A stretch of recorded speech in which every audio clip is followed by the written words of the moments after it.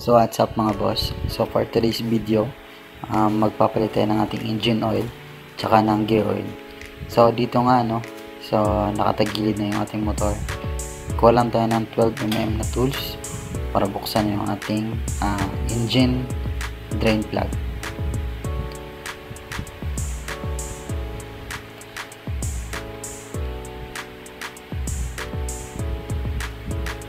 So yan, maluwag na. So balik natin yung tamang pagka-center stand ng motor.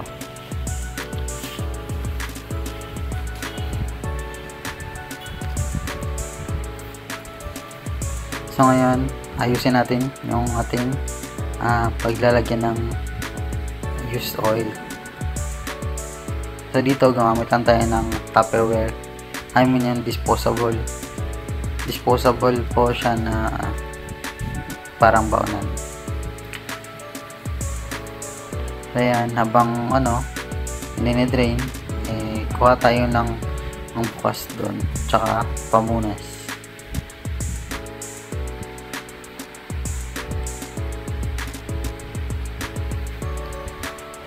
So yung oil pala na gamit natin dito Pertua. So tumakbo na to ng mahigit 3,000 na kilometers. So napapansin nyo, parang sa tingin ko okay pa naman yung oil niya kahit na mabot na siya ng 3,000 kilometers. So dito, buksan natin yung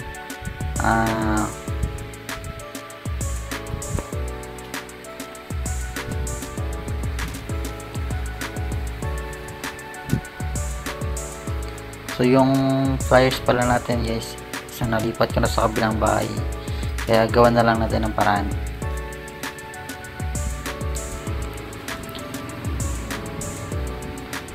So habang inaantay natin na madrain yung oil,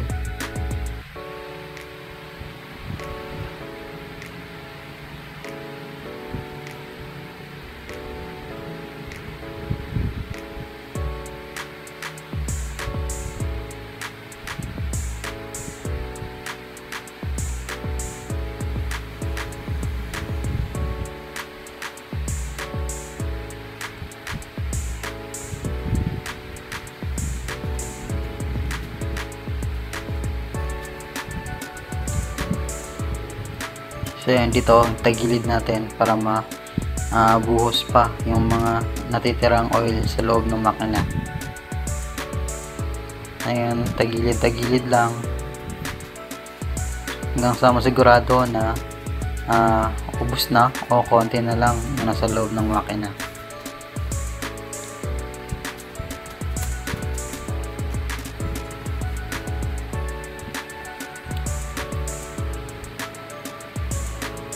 So yun, sa tingin ko naubos na lahat ng oil na nasa loob. So ngayon, linisan natin yung drain plug para malinis, tsaka ibalik natin dun guys. Tsaka dito yung dipstick, pinunasan na rin natin, pati yung doon mismo sa loob ng pasukan ng oil para matanggal yung natitirang oils na medyo madumi na din. So yan, yung drain plug, pinapanasan ko, tsaka binalik ko na yung oil, yung drain plug. So yun ngayon, higpit lang, tamahigpit lang guys para hindi ma-thread.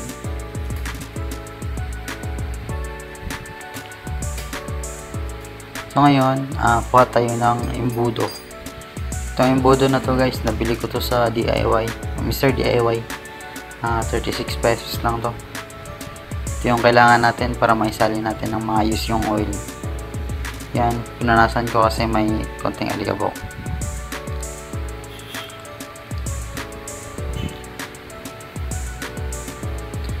Ngayon, kung natiyak ko ng malinis na guys, so okay na yun.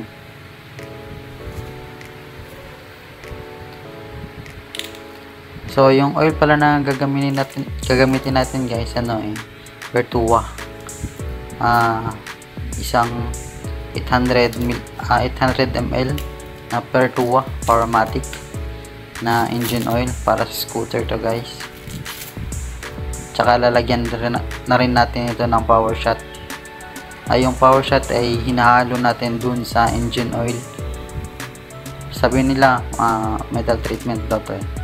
So yan guys, pinapakita ko sa inyo kung anong klaseng oil yung ginagamit para sa scooter. Yung Pertuwa nga pala guys, matagal na to guys. Sobrang bango talaga ng oil na to. Tsaka kung mapapansin nyo dito, amoyin ko pa yan. Inamoy pa nga.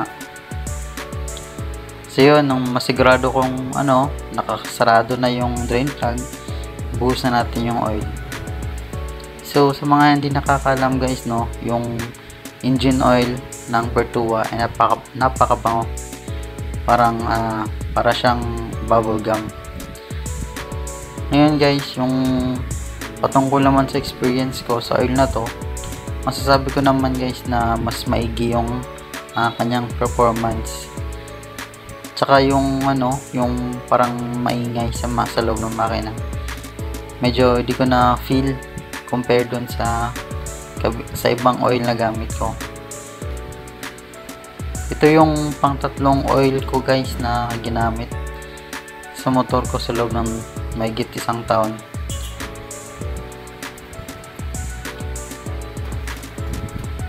So dito, buhos lang natin.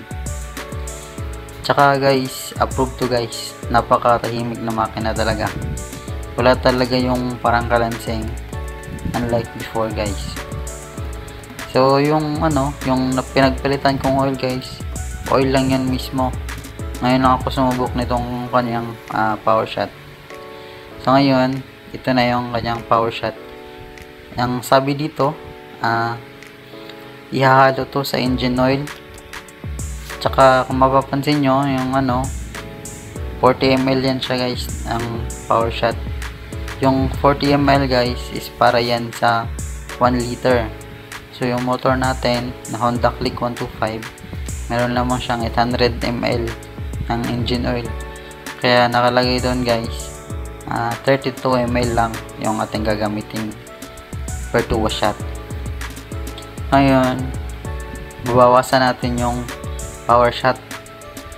So kinuha lang natin yung takip ng ating engine oil, nilinisan natin kasi gagamitin pa natin yung sobra. So yun na nga, dito kukuha tayo ng syringe.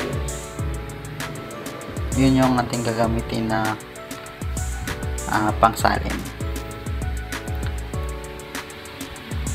So itong power shot guys, mas to guys, mas malapot compared dun sa engine oil, based din dun sa experience ko nung nahawakan ko yung oil. So yun na, buksan na natin. So itong 40 ml guys, bawasan natin to ng 50 ml pala guys. Ang 50 ml bawasan natin ng 12 ml para maging 38. So yan,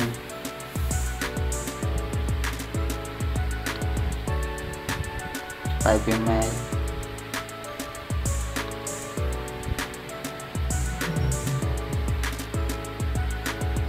$10 ml,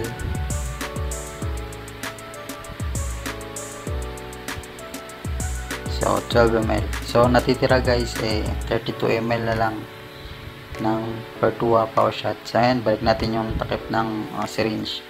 So ngayon, buhos na natin yung power shot dun papunta sa ating engine. Ayan, tak-tak lang. Buhos natin lahat, tak-tak para maubos. Ayan o. So habang inuubos natin yun guys, sa mga hindi pa pala nakasubscribe, baka maaaring i-consider nyo po na i-subscribe yung ating channel para sa mga tutorial na gaya nito.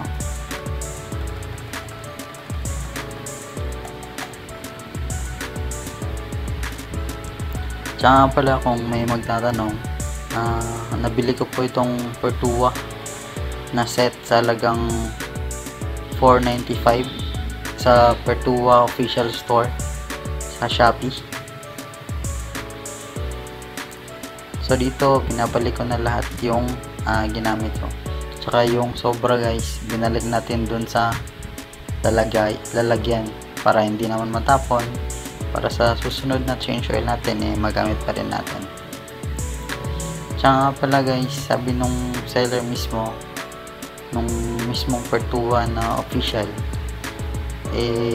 kaya daw nito yung 3K na Odo, kaya yun yung ginamit ko dun sa previous ko, pinaabot ko ng 3K. So masasabi ko naman na maayos naman, hindi naman ako nagka-problema dun kahit na lumagpas ako dun sa 3K. So yan no, kung nakikita nyo sa video, medyo malapot yung power shot. Panglinis to dun guys sa loob ng mga metals. So yan, so nasalin ko na, takpan lang natin kasi para sa susunod magamit natin siya ng malinis pa. So dito kinalog ko lang konti para maubos lahat yung engine oil na nakakapit doon sa ating imbudo. So punasan lang natin bago natin ibalik yung takip.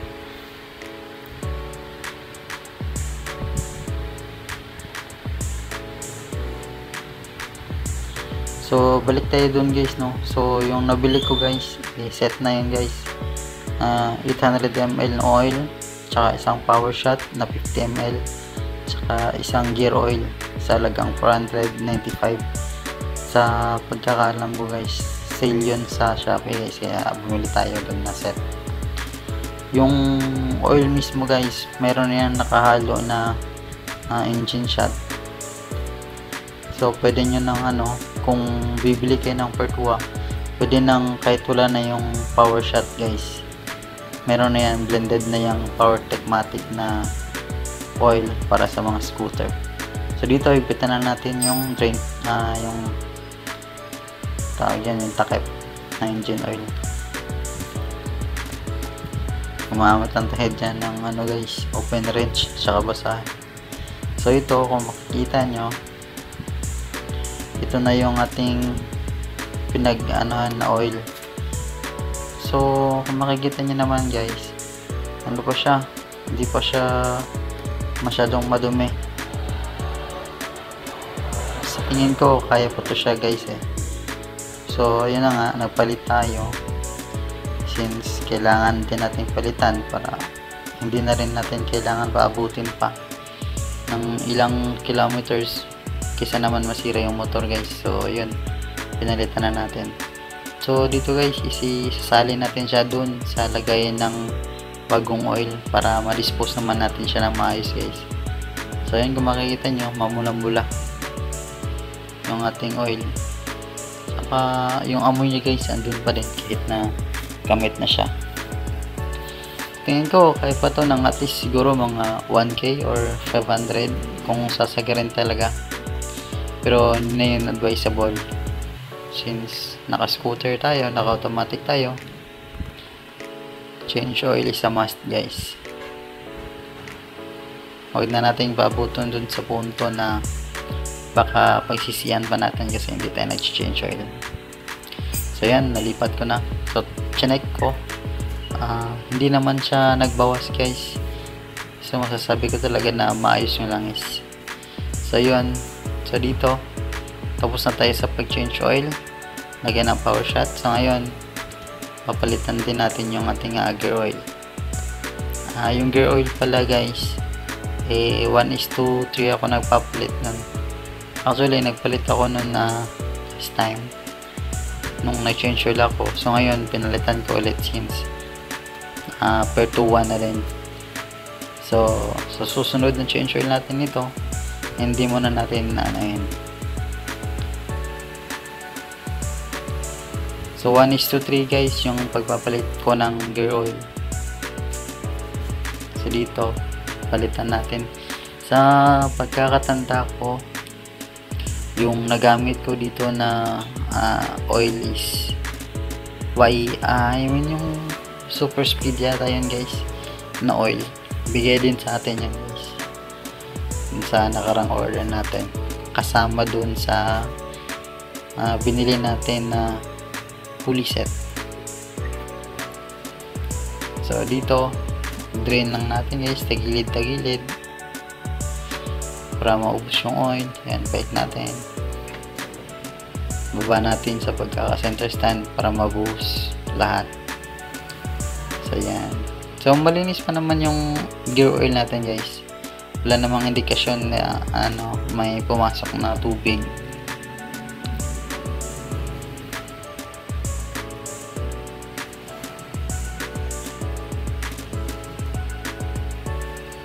So dito habang natin ayan, so ayan, tapos na. Sa tingin ko na-drain naman na ng ang lahat ng nasa loob.